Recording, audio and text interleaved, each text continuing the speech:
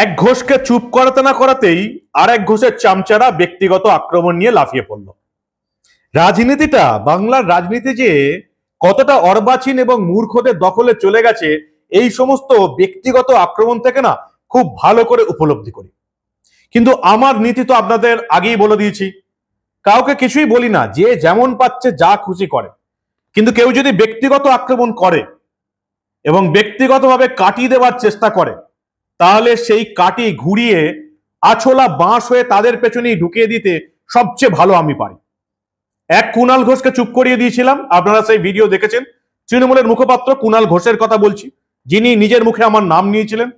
দুদিন আগে দেখলাম আরেক ঘোষ, সম্প্রতি বর্ধমান দুর্গাপুর আসন থেকে হেরে গেছেন বিজেপির দিলীপ ঘোষ, তার চামচারা আবার দেখছি বিভিন্ন গ্রুপে, এবং সবকটা গ্রুপ সবকটা প্রোফাইলই দিলীপ ঘোষের নামে চলছে। বিভিন্ন গ্রুপে এবং বিভিন্ন প্রোফাইলে একটা বিশাল একটা হ্যাজ নামিয়েছে। স্বাভাবিক ব্যাপার, ভোটে হারা নেতাদের চামচাদের তো কিছু একটা করতেই হবে। তারা তো আর দল দেখে না, নেতাকে দেখে শুধু।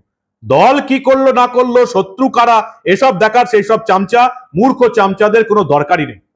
তারা হ্যাজ নামিয়ে দিল, খুব ভালো কথা। এবং দু পাতার হ্যাজ নামিয়েছে, এবং যার মোদ্দা কথা হচ্ছে শুভেন্দু অধিকারীর বিরোধিতা করা। খুব ভালো, সেটাও ভালো। দিলীপ ঘোষের চামচারা শুভেন্দু অধিকারীর বিরোধিতা করবে, এটা তো খুব স্বাভাবিক ঘটনা, তাতেও আমার কিচ্ছু যায় আসে না। কিন্তু কথা হলো, সমস্যা হলো, দিলীপ ঘোষের এই মূর্খ চামচারা মানব গুহকে কাটি করতে এলো। ঠিক যেমন কুণাল ঘোষ করতে এসেছিল, ঠিক দিলীপ ঘোষের চামচারাও সেই একই জিনিস করতে এলো। কি করলো দিলীপ ঘোষের এই মূর্খ চামচারা, সবটা দেখাবো আপনাদের, শোনাবো। এই গুরুত্বপূর্ণ প্রতিবেদন শেষ অবধি দেখুন। আমি মানব, দা নিউজ বাংলায় আপনাদের স্বাগত জানাচ্ছি। দিলীপ ঘোষের চামচারা বিভিন্ন পেজে, বিভিন্ন পোস্টে দিলীপ ঘোষের হয়ে পোস্ট করতে শুরু করলো। স্বাভাবিক ব্যাপার, বর্ধমান দুর্গাপুর বিজেপির জেতা আসনে দিলীপ ঘোষ হেরে গেছেন, কেন তাকে মেদিনীপুর থেকে সরিয়ে বর্ধমান দুর্গাপুরে করা হলো, চামচারা প্রশ্ন করবেই। খুব ভালো কথা, নিশ্চয়ই প্রশ্ন করবে। দল হেরে গেলে দলের মধ্যে অন্তর্দ্বন্দ্ব, গোষ্ঠীদ্বন্দ্ব চলবে, সেটাও খুব স্বাভাবিক, তাতেও কিছু যায় আসে না। কিন্তু কথা হলো, এই দিলীপ ঘোষকে সেরা করতে বাংলার যারা ইউটিউবার সরকারের বিরুদ্ধে খবর করে জেলে গেছে, দিলীপ ঘোষের এই মূর্খ চামচারা তাদেরকে ছোট করে দেখানোর চেষ্টা করলো। দিলীপ ঘোষের চামচারা কি লিখছে শুনুন। দিলীপ ঘোষ মানুষটাই খুব খারাপ, দিলীপ ঘোষ তেল মারতে পারে না, দিলীপ ঘোষ ইডি সিবিআই দিয়ে জিততে চায়নি, দিলীপ ঘোষ কোটি কোটি টাকা চুরি করে হঠাৎ দলবদল করেনি সিবিআই ইডি থেকে বাঁচতে, দিলীপ ঘোষ শফিকুল, সন্ময়, মানব, শুদ্ধশীলদের মাসে মাসোহারা দিয়ে পোর্টাল চালাতে পারেনি। দিলীপ ঘোষ মানুষটাই খারাপ। যারা এইরকম পোস্টগুলো করছে তাদের দোষ দিই না, কারণ বাংলার সংবাদ জগৎটাই হয়ে গেছে দালালে ভরা। প্রত্যেকেই কোনো না কোনো দলের দালাল, কোনো না কোনো রাজনৈতিক নেতাকে নিজের বাপ বানিয়ে ফেলেছে। ফলে বাংলার মানুষের কোনো আসল সৎ সাংবাদিক, সাহসী সাংবাদিককে দেখার অভ্যেসটাই চলে গেছে। তার জন্য দিলীপ ঘোষের এই মূর্খ চামচাদের কোনো দোষ নেই, এটা যারা সাংবাদিক এই বাংলার তাদেরই দোষ। কিন্তু আপনারা জানেন তো যে সবাই একই রকম হয় না, কিছু ব্যতিক্রম থাকে। কুণাল ঘোষের যে পোস্টে আমি কুণালদাকে বলেছিলাম, সেই পোস্টও আপনারা নিশ্চয়ই আমাদের দেখেছিলেন, সেই ভিডিও আপনারা দেখেছিলেন। সেখানে বারবার একটা কথা বলেছি যে সাংবাদিক মানব গুহর দাপট কোনো নেতা থামাতে পারবে না, সেটা যে দলের নেতাই হোক। সিপিএম, কংগ্রেস, তৃণমূলকে ছেড়ে দিন, তারা জানেই না দা নিউজ বাংলা রাজ্য সরকারের অ্যাডও নেয়নি, তারা জানেই না ব্যক্তিগতভাবে অনেক রকমের অফার আমরা এড়িয়ে গেছি, তারা জানেই না যে সাংবাদিক মানব গুহ তার দাপট বা তার যে স্বাধীনতা নেতাদের বিরুদ্ধে বলা, এই দাপট আজ পর্যন্ত কোনোদিন ছাড়িনি, আর কোনোদিন ছাড়বও না। আপনারা সবাই জানেন যে একটা চ্যানেল চালাতে গেলে স্পন্সর লাগে, এবং সেই স্পন্সর জোগাড় করতে হয় বিভিন্ন দল বা নেতাদের ধরিয়ে। এটাও খুব স্বাভাবিক ঘটনা, কারণ যারা স্পন্সর করবে তারাও দেখে নেয় যে আপনার চ্যানেলটা কার। কিন্তু কেউ যদি এটা ভেবে নেয় দা নিউজ বাংলা স্পন্সর জোগাড় করার জন্য সাংবাদিক মানব গুহ নিজের মাথা নিচু করে দেবে কোনো বাংলার রাজনৈতিক নেতার কাছে, তাহলে তারা মূর্খের স্বর্গে বাস করছে।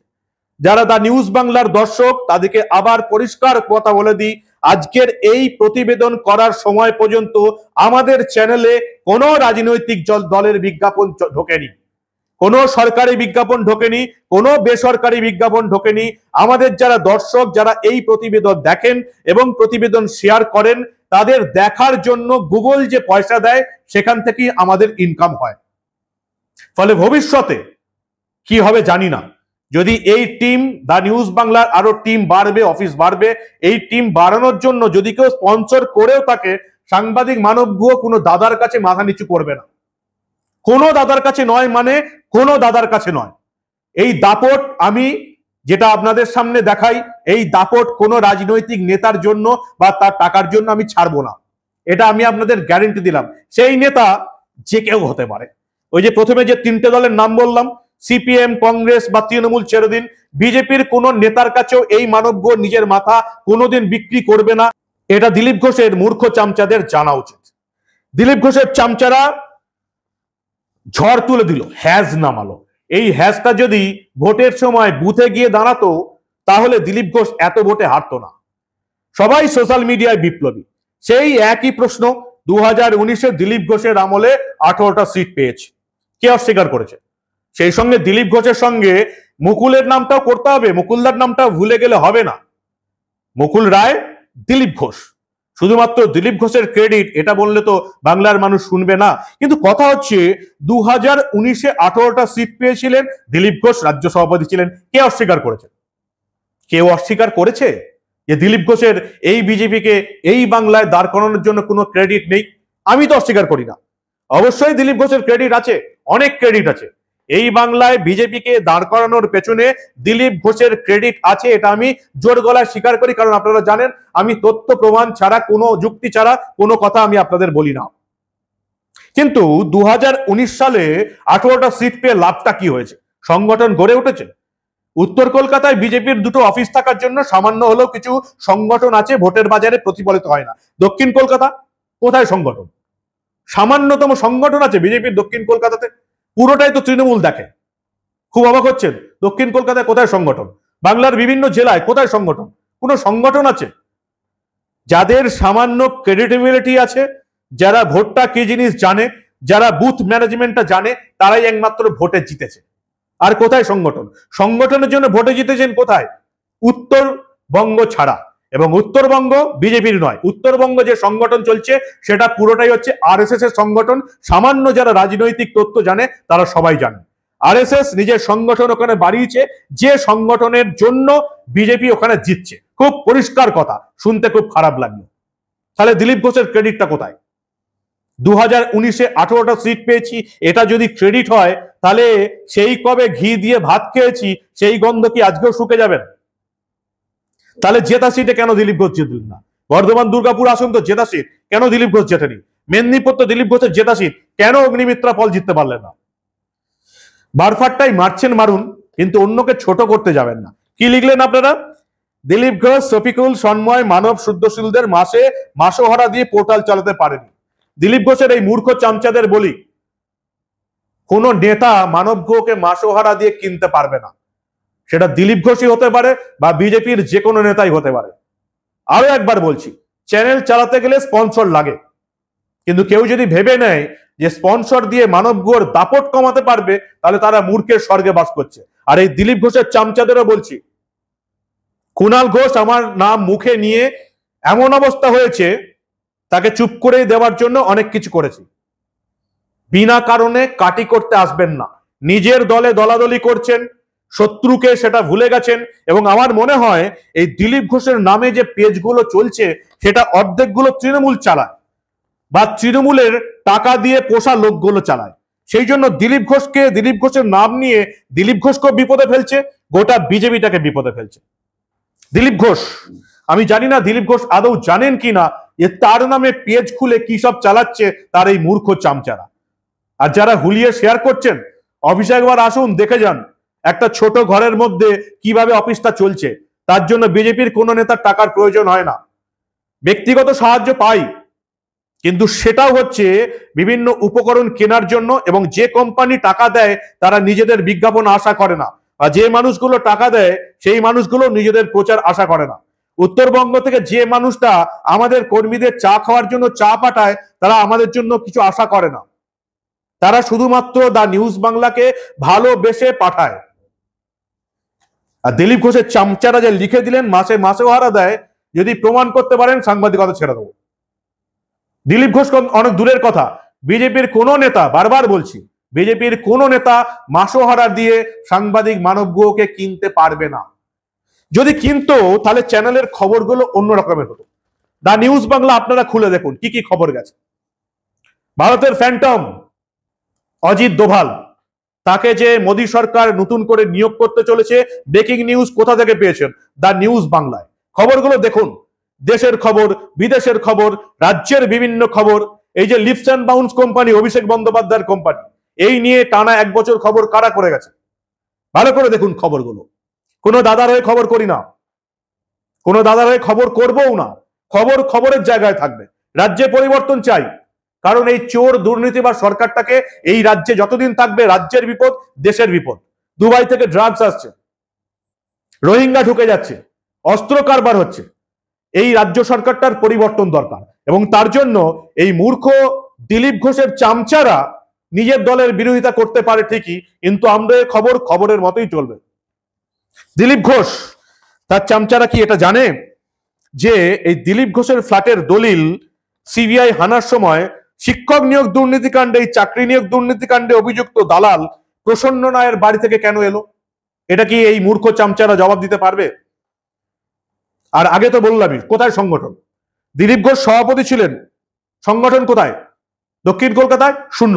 সংগঠনে যদি না হয় তাহলে নেতার দাম কি আছে? নেতা তো সংগঠন গড়ে তুলবে। আর দিলীপ ঘোষ এতদিন আরএসএস করে এসছেন, সংগঠনের নেতা। সংগঠনটা কোথায় বিজেপির?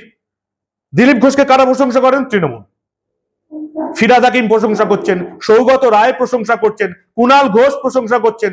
তৃণমূলের মুখে যে নেতার প্রশংসা করা যায় সেই নেতার আচরণ নিয়ে সন্দেহ থাকে, এটা চামচাদের বোঝা উচিত। আপনারা নিজেদের মধ্যে খেয়োখেয়ি করছেন, দলাদলি করছেন, গোষ্ঠীদ্বন্দ্ব করছেন, করে যান, কিন্তু এইটা তো আপনাদের জানতে হবে। 2019-এ মানস ভূঁইয়াকে হারিয়েছিলেন দিলীপ ঘোষ, অথচ খড়গপুর আসনটা পরবর্তীকালের বিধানসভা ভোটে তিনি হেরে যান।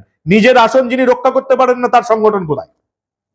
তাই আবার বলছি, দলাদলি করছেন করুন, গোষ্ঠীদ্বন্দ্ব করছেন করুন, যাকে যা বলছেন বলুন, সাংবাদিক মানবগুয়োকে কাটি করতে আসবেন না, তাহলে কিন্তু ছুলে দেবো। এই বাংলার প্রতিটি রাজনৈতিক নেতাকেই বলছি, যে দলেরই হোক না কেন, কাটি করবেন না। তথ্য দিয়ে, প্রমাণ দিয়ে, যুক্তি দিয়ে যদি সমালোচনা করতে পারেন, আমি সব সমালোচনা সহ্য করব।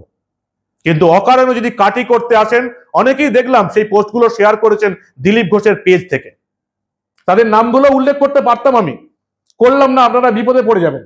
বঙ্গ বিজেপির মহানায়ক পল্লবী সান্যাল, সুমন সাহা, এই যে মূর্খ চামচারা এই পোস্টগুলো শেয়ার করলেন, তারা জানেন কোন সাংবাদিকটা মাসোহারা নিচ্ছে আর কোন সাংবাদিকের মাসোহারা দরকার হয় না।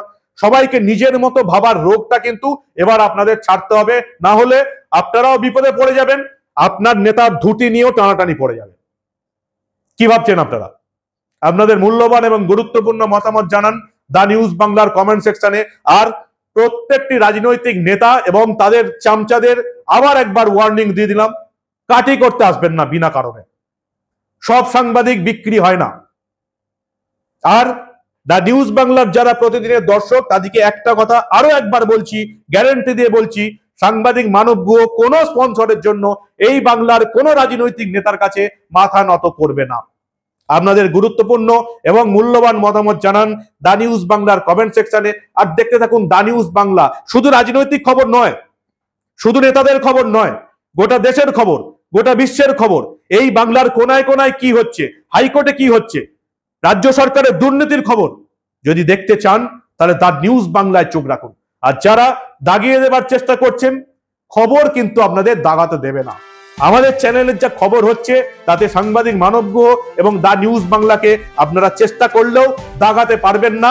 আজ সাবধান হয়ে যান। এক ঘোষের প্যান্ট খুলে গেছে, আরেক ঘোষের ধুতি নিয়ে যদি টানাটানি শুরু হয়ে যায়, তখন কিন্তু আমাকে দোষ দেবেন না, অকারণে রাগাবেন না, কাটি করবেন না। আপনাদের মূল্যবান এবং গুরুত্বপূর্ণ মতামত জানান দা নিউজ বাংলার কমেন্ট সেকশনে। আর দেখতে থাকুন দা নিউজ বাংলা। আমরা কিন্তু এই ধরনের কোনো খবর চেপে রাখতে দেব না।